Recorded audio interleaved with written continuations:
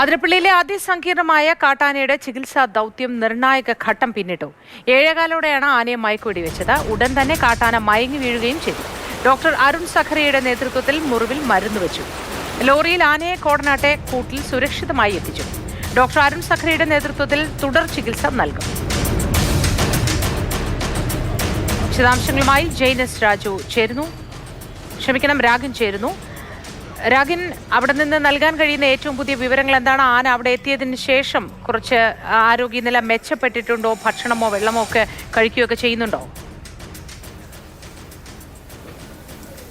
10:45 കൂടിയാണ് മസ്തകത്തിൽ പരിക്കേറ്റ കാട്ടുകൊമ്പനെ അഭയാരണ്യത്തിൽ എത്തിച്ചത്. അതിനുശേഷം ലോറിയിൽ നിന്ന് കൂട്ടിലേക്ക് മാറ്റി. തുടർന്ന് നേരത്തെ തന്നെ അവിടെ നിന്ന് ഡ്രസ്സിംഗ് ഉൾപ്പെടെയുള്ള കാര്യങ്ങൾ ചെയ്താണ് ഇവിടേക്ക് വിട്ടത്. തുടർന്ന് ഒരു 1.5 മാസത്തെ ട്രീറ്റ്മെന്റ് പ്ലാൻ നിശ്ചയിച്ചിട്ടുണ്ട്. അതിന്റെ അടിസ്ഥാനത്തിൽ കാര്യങ്ങൾ ചെയ്യും.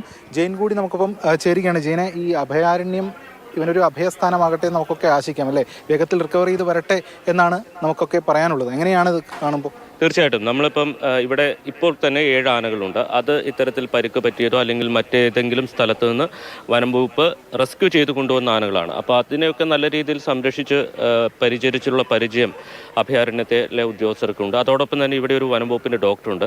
അദ്ദേഹം ഇനിയിപ്പോൾ ഈ പരിക്കേറ്റ ആനയെ മുഴുവൻ സമയവും ഏതാണ്ട് 1.5 മാസം നീണ്ടു നിൽക്കുന്ന ചികിത്സയിൽ മുഴുവൻ സമയവും അദ്ദേഹത്തിൻ്റെ സേവനം ഇവിടെ ഉണ്ടാകും. അതോടൊപ്പം തന്നെ ഇക്കാര്യത്തിൽ അരുൺ സഖറിയയുടെ വിദഗ്ധ ഉപദേശവും ഈ ഡോക്ടർക്ക് ഉണ്ടാകും എന്നുള്ളതാണ്. നിലവിലെ അവസ്ഥയിൽ ഈ മുറിവ് അത് വളരെ ആഴത്തിലും വലുപ്പത്തിലുമുള്ളതാണ്. പക്ഷേ അത് മസ്തകത്തിൽ ഉള്ളിലേക്ക് പോയിട്ടുണ്ടെങ്കിലും തലച്ചോറിലേക്ക് അണുബാധ ഉണ്ടായിട്ടില്ല. അത് തന്നെ വലിയ പ്രതീക്ഷ നൽകുന്നതാണ് എന്നുള്ളതാണ് ഡോക്ടർ അരുൺ സഖറിയ പറഞ്ഞത്. പക്ഷേ ആശങ്കപ്പെടേണ്ട സാഹചര്യം നിലവിലുണ്ട്. ആനയുടെ ജീവന് ത്രെട്ട് ഇപ്പോഴും നിലനിൽക്കുന്നുണ്ട് എന്ന് അദ്ദേഹം വ്യക്തമാക്കിയിട്ടുണ്ട്.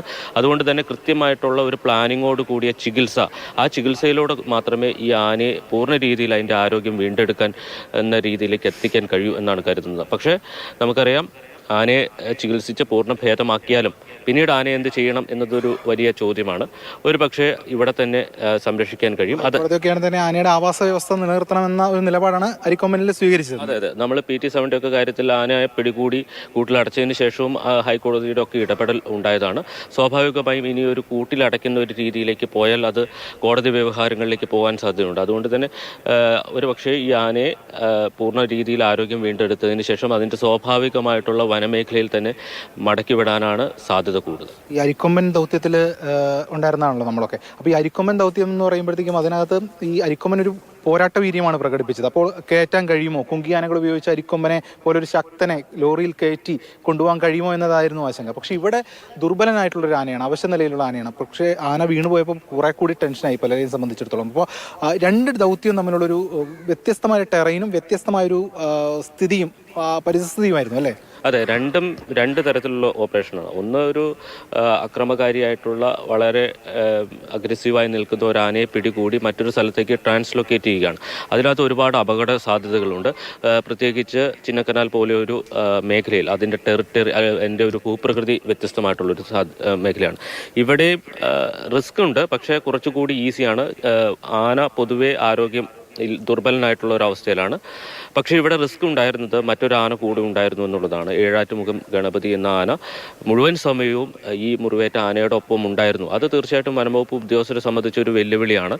ആ ആനയെ അവിടെ നിന്ന് മാറ്റുക എന്നുള്ളത്. മാറ്റിയാൽ തന്നെ ഏത് സമയത്തും ഇത് തിരിച്ച് അറ്റാക്ക് ചെയ്യാനുള്ള സാധ്യതയുണ്ട്.